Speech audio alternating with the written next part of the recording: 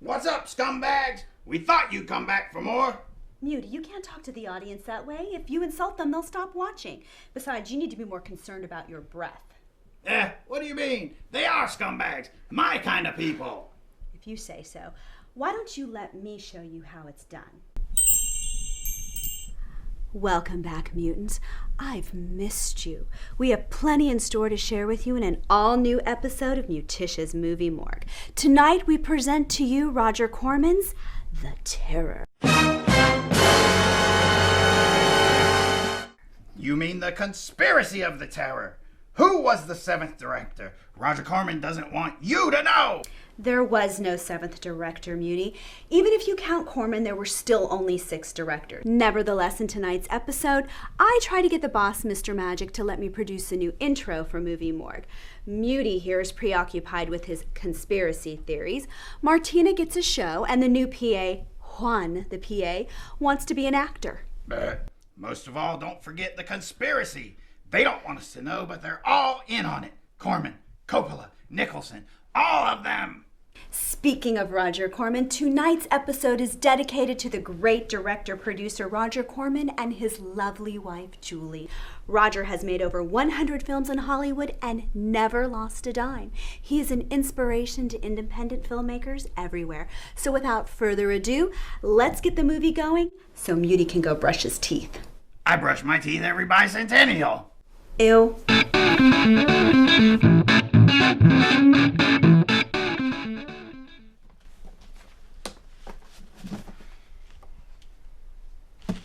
Hey, don't put that there. You're blocking my boudoir. That's my official dressing room until Mr. Magic gets me my contractually obligated trailer. I'm sorry, Mr. Mutie, but Mr. Magic says you're going to have to share with the new cast and crew. New cast and crew? What are you talking about, nitwit? He's talking about my new show, Martina in Your Mouth. And if you don't shut up and move your ugly, fake animal looking behind, I'll put my boots so far up your tail, you'll be passing fine Italian leather for a week. You don't scare me, you Pam Grier wannabe. Speaking of which, she wasn't the 7th director on the set of The Terror. Mutie, you are so dumb. You really are. I told you that Roger Corman let her direct on The Terror. She told me herself. We were drinking screwdrivers at the Black and Beautiful bar when she leaned over and said, "Girl, in this business, ain't nobody gonna look out for you. Not that doctor, not that lawyer, and it sure as hell ain't that director. You gotta look out for numero uno, and that means you, baby. You do what you gotta do to get to the top, and don't stop doing it until you get there." And then She told me that Roger Corman was the only whitey that ever helped her out. Put her in Women in Cages, White Mama, Black Mama, and even let her direct on the set of The Terror. Hogwash. She wasn't the 7th director. Maybe you're right. That wasn't Pam Grier at the B&BB. That was Carol Speed. And it wasn't Roger Corman. It was William Girdler. But I'm telling you this. That 7th director was a woman. Now drag your dusty ass back to your trash can and practice your lines. You know you don't know them anyway. I'm gonna find out one way or the other. I found a guy selling 8mm behind-the-scenes footage on Craigslist and bought it from him. Dropped a pretty penny on it, too. But I know it will show me what I'm looking for. And I always know my lines! Hey, scumbag. My name's Juan. I'm the new PA, actually. Juan, the PA. What's the show she's talking about? I don't know. I wasn't really paying attention. I know this isn't terribly professional, but I've always wanted to be an actor. Hey, kid, you don't want to be an actor. Actors are whores. In today's world, everyone wants to be an actor. So the only way to get a good role is to write your own script and be your own director. So, I have the script, and I was wondering if you'd take a look at it. See, in it, I'll be playing Tim, the hero. But I think you would be perfect for Mr. Cleverly, the wise old possum that lives behind his house. You want me to read your script? Yes, and I want you to be Mr. Cleverly, the wise old man. It's a kind of Yoda Muppetish thing.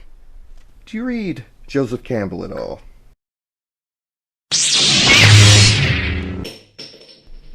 say that? I'll take that as a no. Beer will there be? If you want beer, then there's beer. I'm in. Now what's the name of this show again? Martina in Your Mouth. Sounds good to me. I just need to work on the new titles for the show. This is supposed to be my editing suite. It's in my contract. Well, you're gonna have to deal with it. It's in my contract. Mr. Magic says we can share the stage. When you're done with your little show, we'll get to shoot Martina in Your Mouth. Yes, we should all be so lucky. It all sounds grand to me, dear. Whatever Mr. Magic wants, he gets. As long as I get to produce the new titles for the show, I'm happy. Speaking of which, I've got to do the intro for The Terror. Girl, you're so busy, you don't know if you're coming or going. I don't have a problem with that. Okay, I'm done here anyways. You can use this room. Yay. Muticia, baby, I'm a little greasy today. May I use your powder? Oh, sure. It's right here in my bag. Here you go. It's a special blend I had made, handcrafted by 20 brujas in the Gulf of Mexico.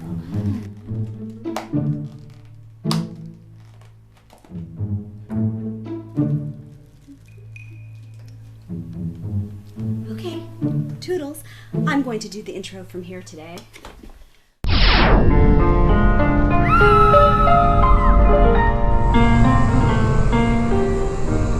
I wonder,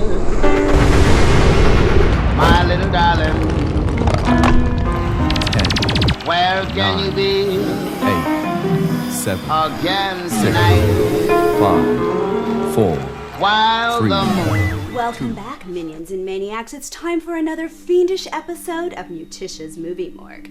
This week we're showing Roger Corman's The Terror. Corman finished his work on The Raven early, so he decided to shoot another film using the same set. He had Boris Karloff for an additional 3 days, so they shot some scenes and built a story around it later. Future enfant terrible of cinema Francis Ford Coppola was director for 11 days before he was replaced. Then Jack Hill shot the infamous quicksand scene in his swimming pool in his backyard. Then there was Dennis Jacob, Monty Hellman, and even star Jack Nicholson, who famously told Roger Corman that if he gave him a case of Moosehead, he would direct part of the film. But who was the seventh director? Roger Corman has been keeping it secret for years. I suspect it's because he didn't want to pay the Directors Guild fee. Now I've got the documents. I have video proof coming as to the identity of the seventh director on the set of The Terror. There was no seventh director, Mutie. And if I recall correctly, Nicholson didn't ask for a case of Moosehead. What he said was, since everyone else in Hollywood directed it, why couldn't he give it a try? And Corman obliged. Oh yeah, that's what he said. I always get that confused with beer. Why didn't you tell me you were doing the intro? I didn't want to bother you. I figured I'd do this nice and quick, and then our little mutants could watch the movie and we could go on with the show. But maybe they would like to know that tonight we're chatting with Ogre of Skinny Puppy and Repo, the genetic opera. Ogre, ogre, ogre. Okay, why don't you be quiet and let's roll the film. It's not film, it's streaming video. This is the 21st century. I know, but how I love film. Okay, without further ado, we present to you The Terror.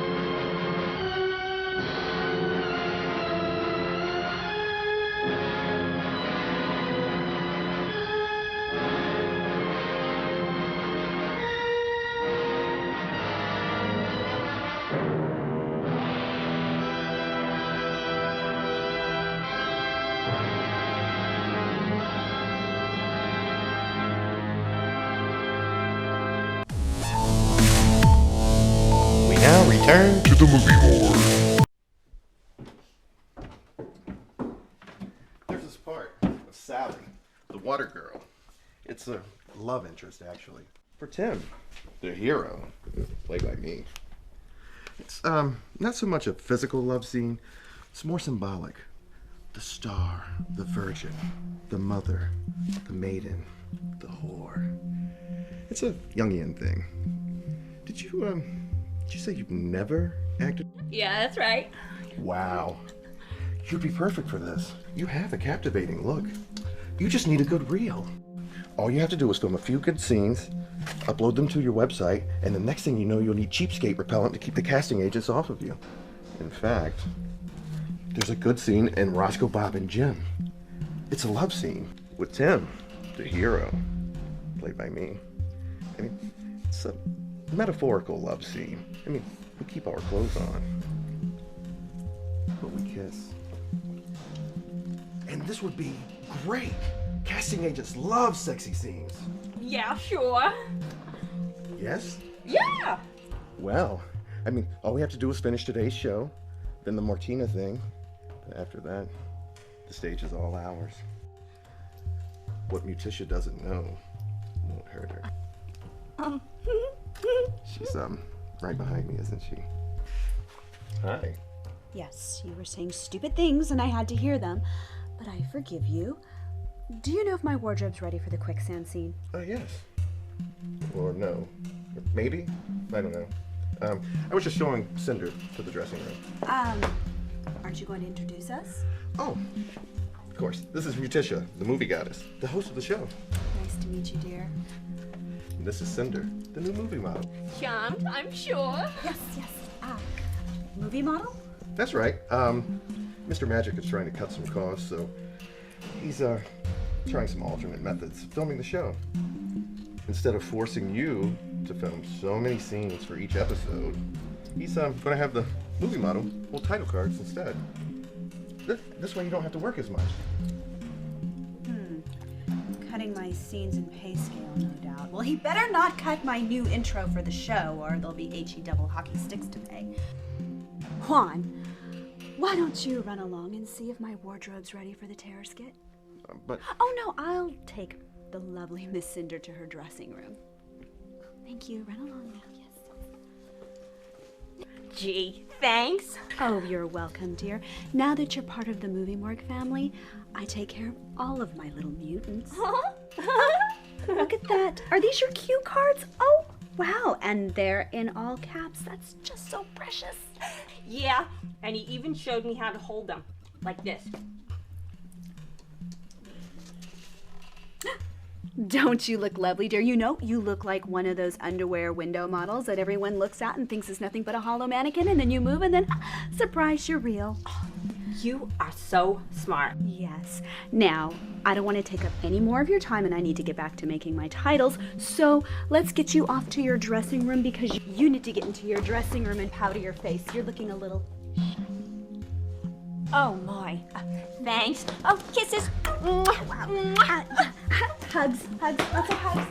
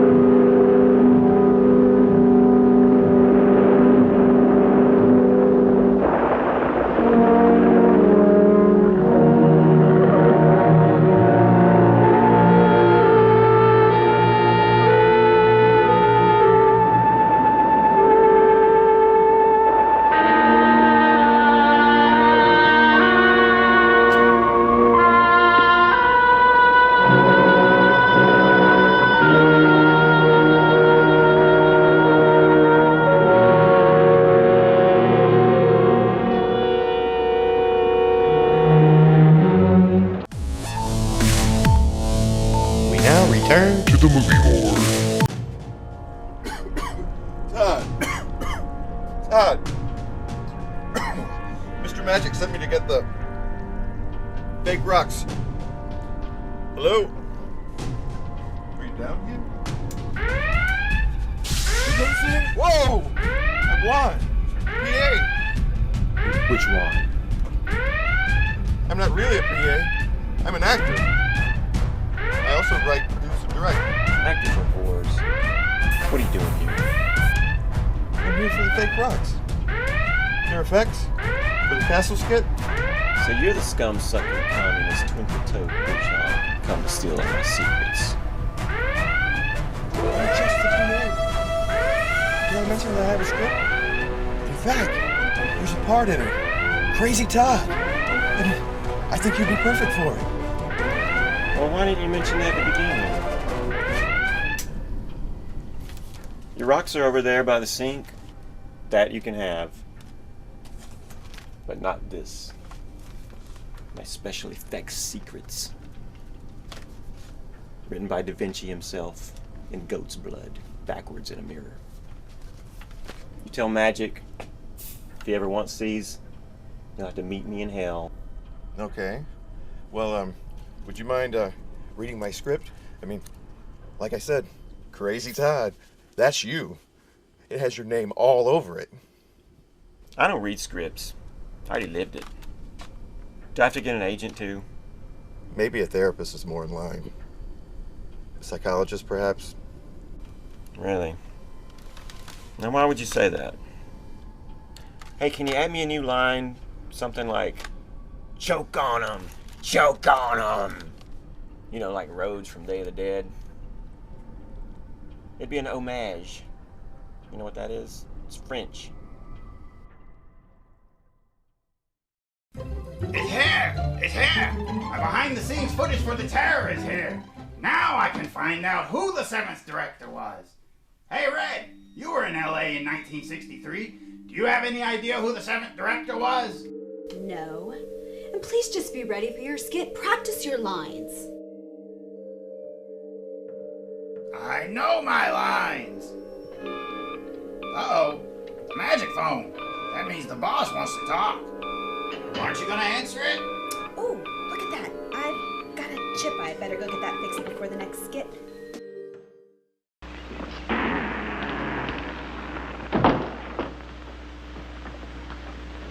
What you see, Lieutenant, are the remains of a noble house. Relics, ghosts of past glories. A noble heritage is something to be proud of, Baron. I'm afraid we've forgotten that in France. Ah, yes. Your name, Duvalier, your family. My father was the Comte de Valier. Was until they spilled his head into a basket one morning in the Place de la Concorde. Forgive me for reviving painful memories. You must be cold and tired, Lieutenant. Some cognac? I'd like that, Baron. Thank you. Sit down. Stefan? Yes, Baron. Cognac for our guest. Yes, Baron. Baron, I wonder if I might ask, who was the young woman I saw in the window before you came to the door? Young woman? Oh, I'm afraid you're mistaken. No, I'm not mistaken. I saw her. Dark hair and eyes, about 20. Well, I'm quite sure you think you saw someone, but... Baron, I am in full possession of my faculties. Please, allow me to show you something.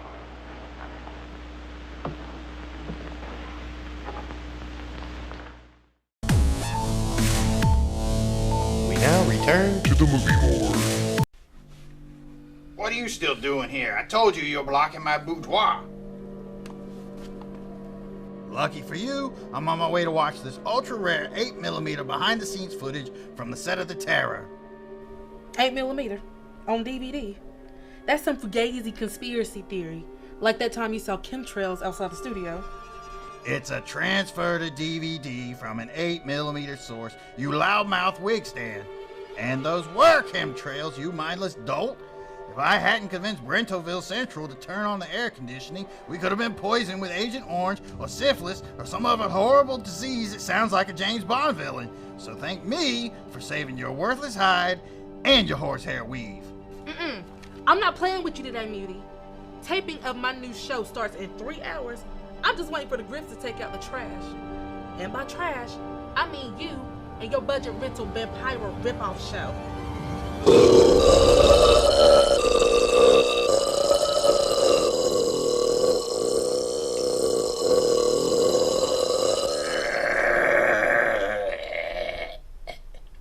Nasty buzzard. You're blocking my boudoir. I need to crack this conspiracy open before Roger Corman has my legs broken. Now beat it before I use you for a scarecrow and put you in my backyard. Lucky for you, it's call time for my makeup. I can't be looking like Michael Jackson after his Pepsi commercial on my new show.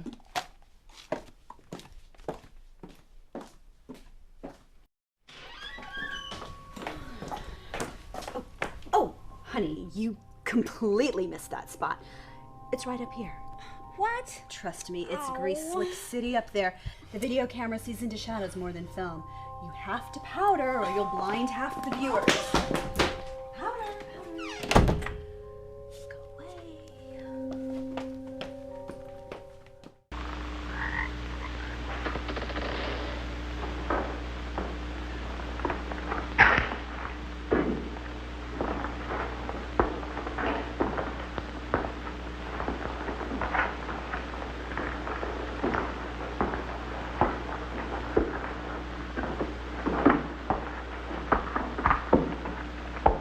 So, must you intrude on the dead as well as the living?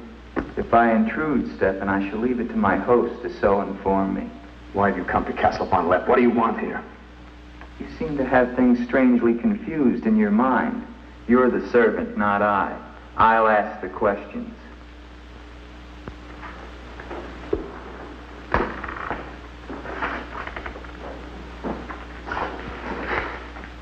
This was once a place of worship. Why have the holy objects been removed?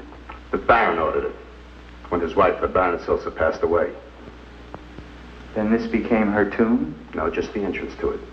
The Von Lepp family crypt lies below, beneath the cemetery. She rests there with 4 centuries of Von Lepps. That's been sealed for 20 years. Nonsense. It must have been open last night. The girl must have passed through here. As the Baron told you, sir, there is no girl. No girl.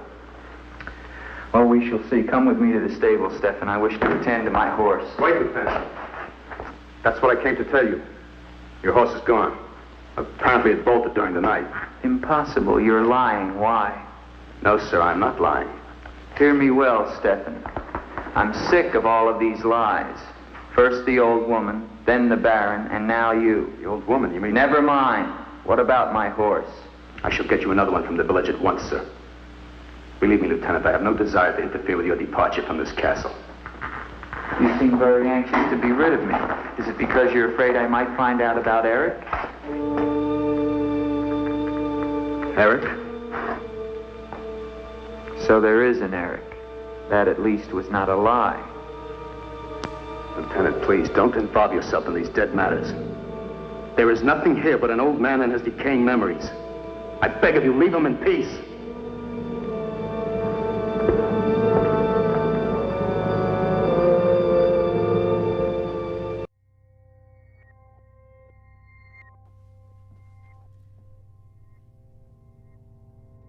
What the heck? Mutie, quick! Spider! Spider? Where? Since when have you been afraid of spiders? I'm not, You just surprised me. I thought you could escort him out before he got squished. Give me a break. I'm not the Dalai Lama, so no gungla for me. I'm trying to watch the behind the scenes for the terror. Oh, that? You're not still convinced that's real? So silly. Yes, and I'm getting closer, too. I saw a silhouette behind Karloff that wasn't Corman, and it sure wasn't Nicholson's ass. Hey, what happened to my video? Do you even have your props ready for the castle skit? We are in the middle of a show, you know. Yeah, why do you think these cameras keep following us around? Beats me. Do you mind? Mutie, go get your props ready.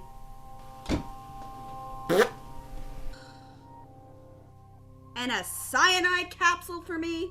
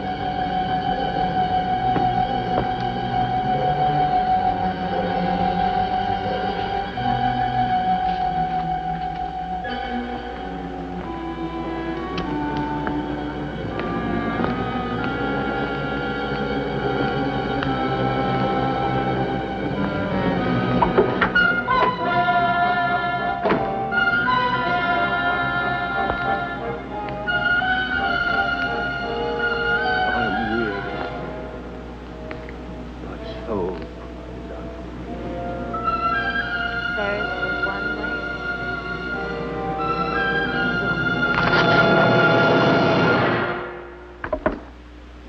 What is the meaning of this intrusion? I'm sorry, Baron. I thought I heard voices. Does that give you the right to burst into my room unannounced? We now return to the Movie Morgue.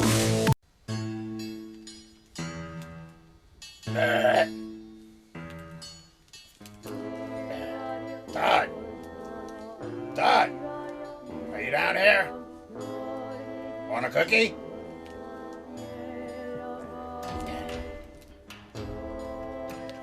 Hey, Ogre, guess what? I'm your new cheaper replacement. Your days here are numbered, man. Who the heck are you supposed to be? I'm Booty the Bard, co-host with Cinder the Movie Model. Have fun begging for beer money on a breadline, freak. It's gonna be hard to host a show if they can't find your body. What?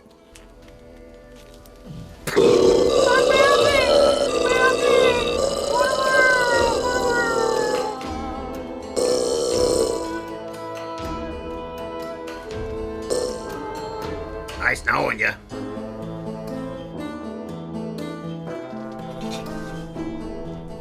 What are you doing here? You know, you're one of the few people, mutants, that I still allow down here. Muticia told me to come get in makeup. What? For the skit. For my part in the Terror Castle skit. I tell you, you actors are whores. Yep. Yeah, I'll do it for Muticia. She's sweet on me. No, she's not. I think she digs me. Nope. She loves Todd. Not a Rooney. I was even thinking of asking her to go for a walk in the woods. Me, her, moonlight, a couple of tall 40s. You know, you're a romantic after my own heart, kid.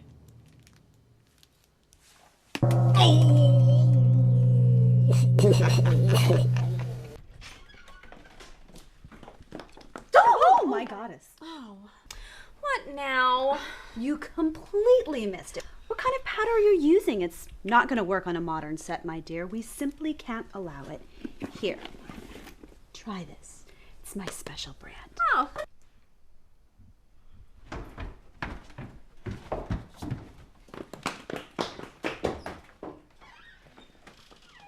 Hey, Muticia, have you seen Cinder?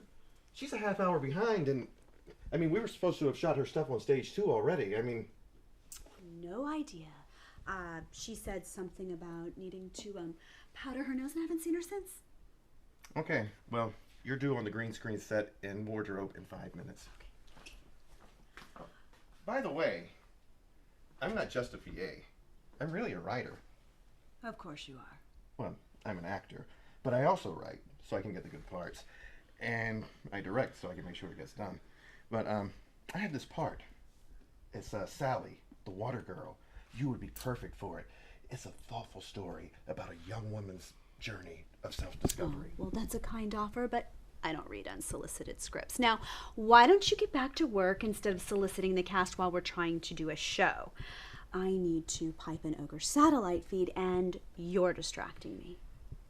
Okay, well, I'll just have my agent get in contact with your agent, and we'll do it that way. And I mean, wow, would you look at the time?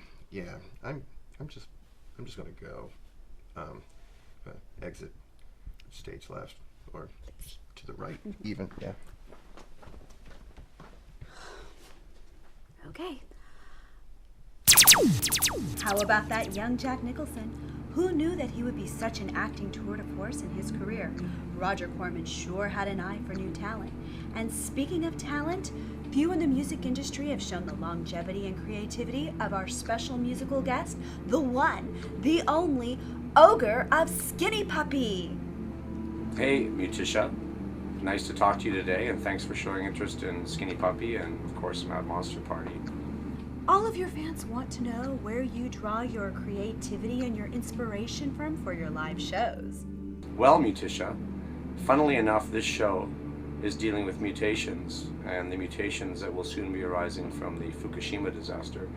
So we've taken a bit of a radioactive bent. Now this goes back to my great familiarity with the radiation monsters from the 60s and 50s and things like that. And my most favorite of monsters, Godzilla, who is now no less than 3 doppelgangers in Japan right now, moving towards the west coast as we speak, invisibly.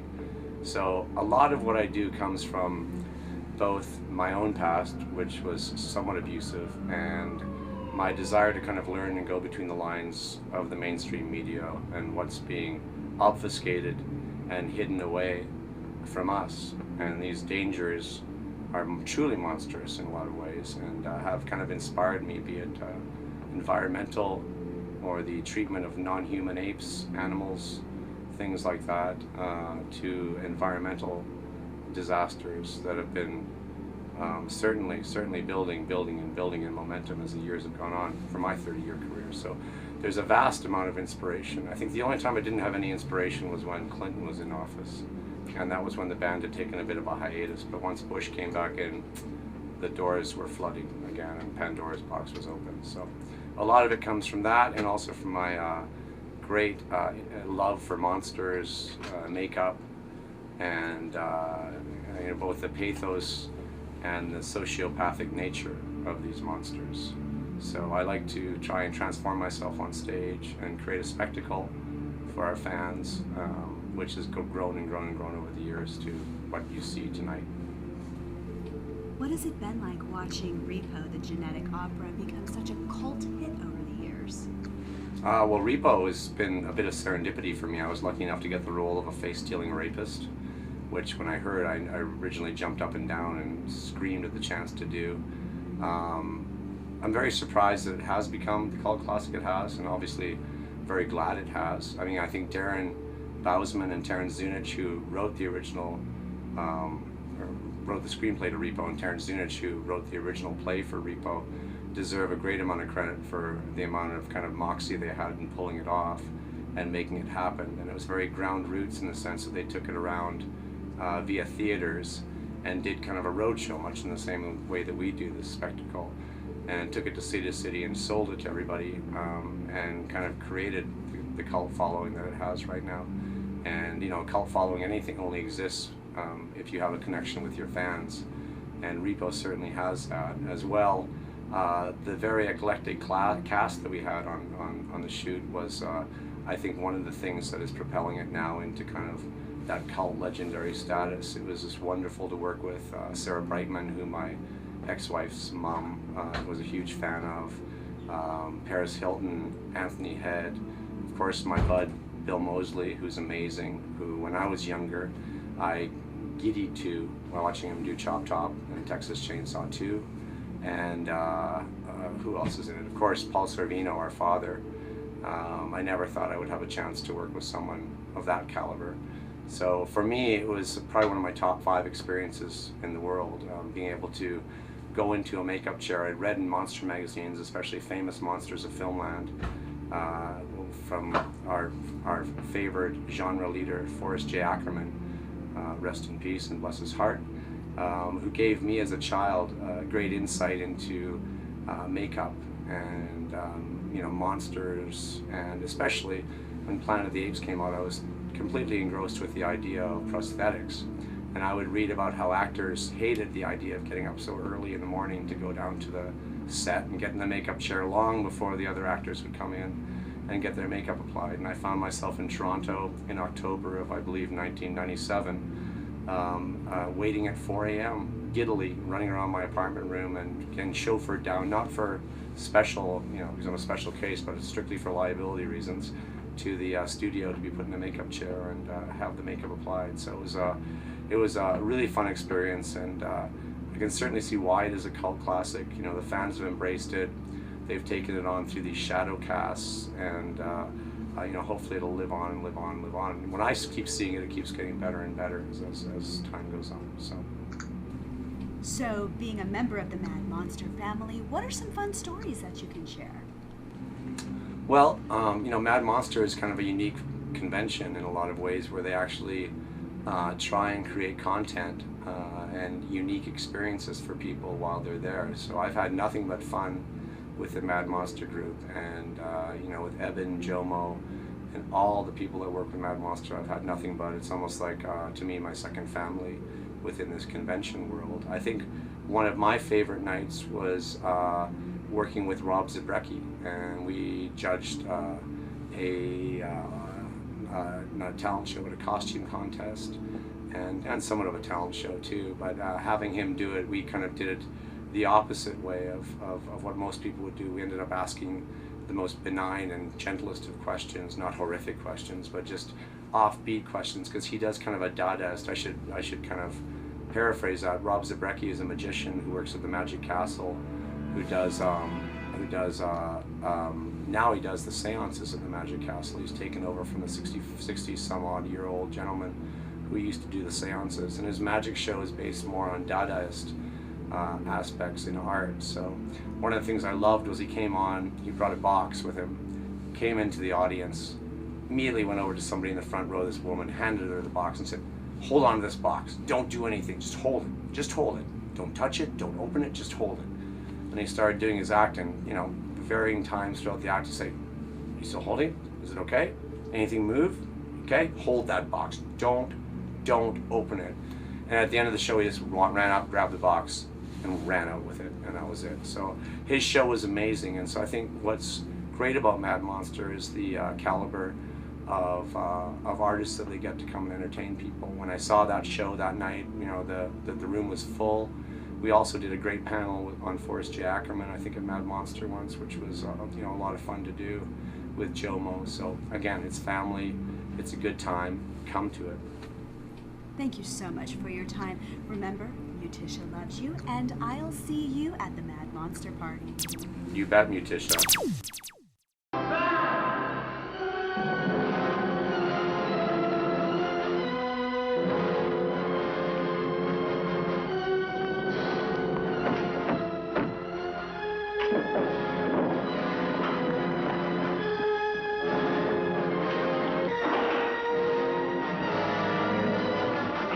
Where's the Baron? We must get to him. He's locked himself in the crypt. Eric is avenged. Eric avenged?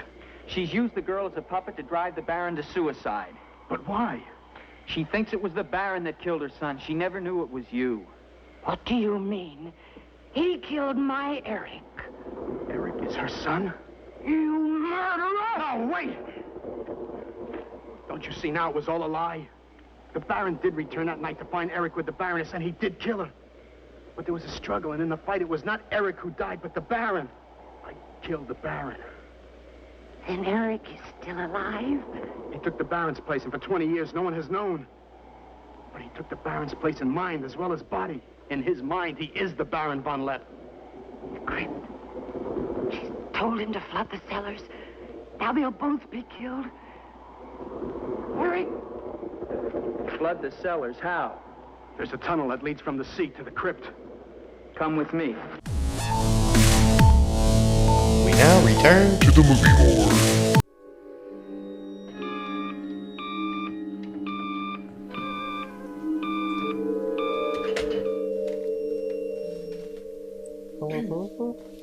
Hello? Mr. Magic. Yes, it's me, Muticia. Right, the Movie Goddess? I'm the new host of the Movie Morgue? Yes, it's my second episode. Don't you watch the show? I see, TV rots the brain.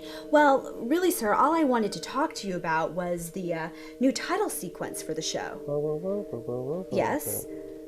Put on hold. But you said...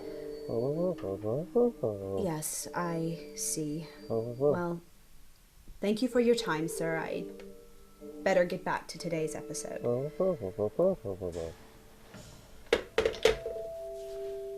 Phooey.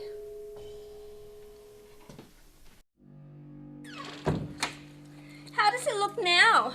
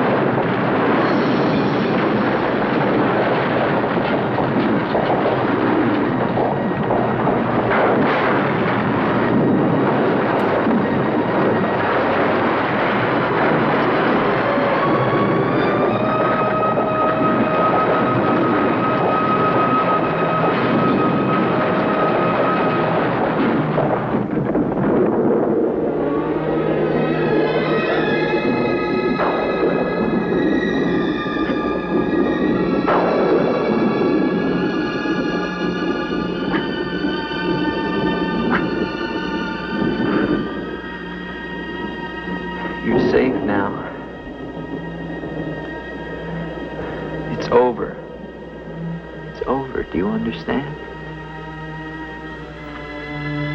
You're free now. Free? Andre.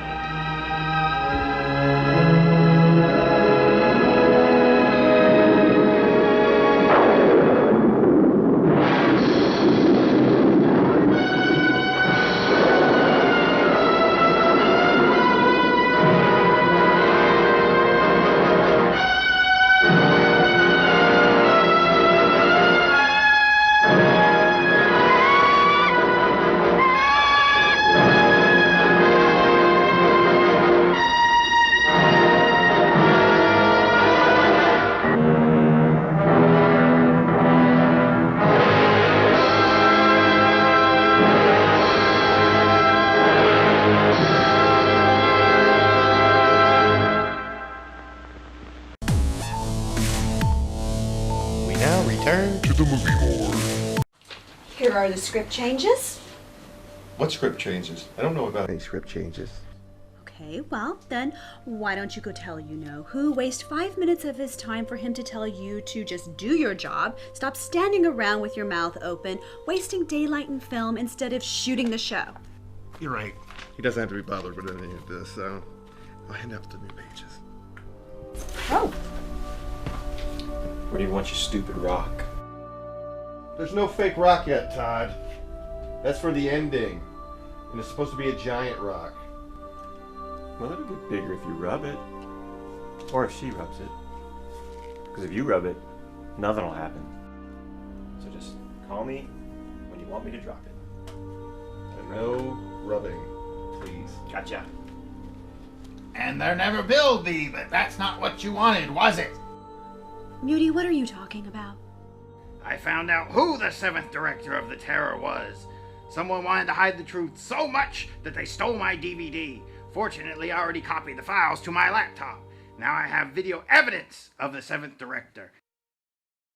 First, there was Corman, who filmed 3 days with Karloff.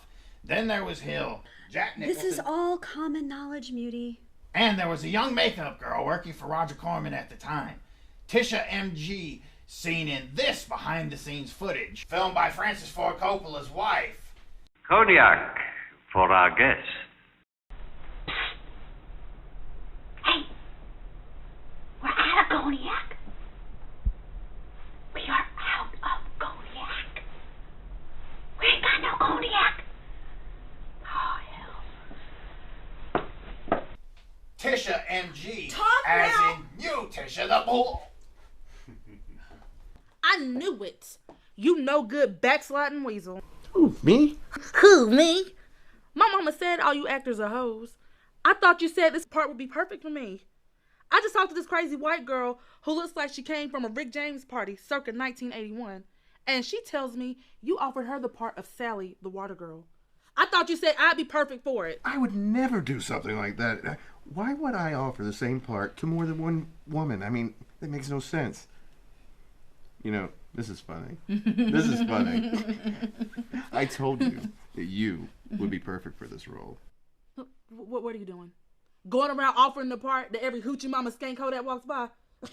I'm surprised you didn't offer it to me, Tisha, and her scrawny ass. Oh, he did actually. I just don't do unsolicited scripts. She doesn't do unsolicited screenplays. Oh. You were the 7th director of the Terror. No, it's not true. Roger Corman didn't want to pay the Directors Guild fee, so he hid the truth.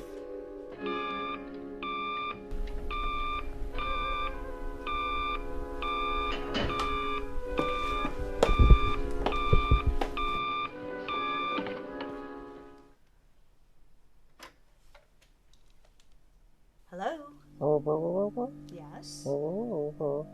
What about the 7th director for the Terror? Yes. Okay, I admit it. I promised Roger that if he let me direct, I wouldn't report it. I only directed this little scene with Nicholson riding a horse. It was no big deal.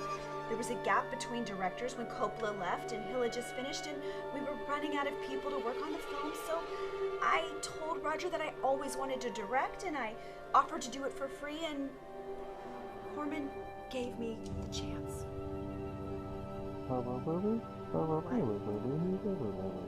My new intro titles? I can finish them? Thank you! Thank you! I won't let you down, sir. Yes! Yes, yes, yes, yes, yes! I'm ready for my close-up now. Oh, yes!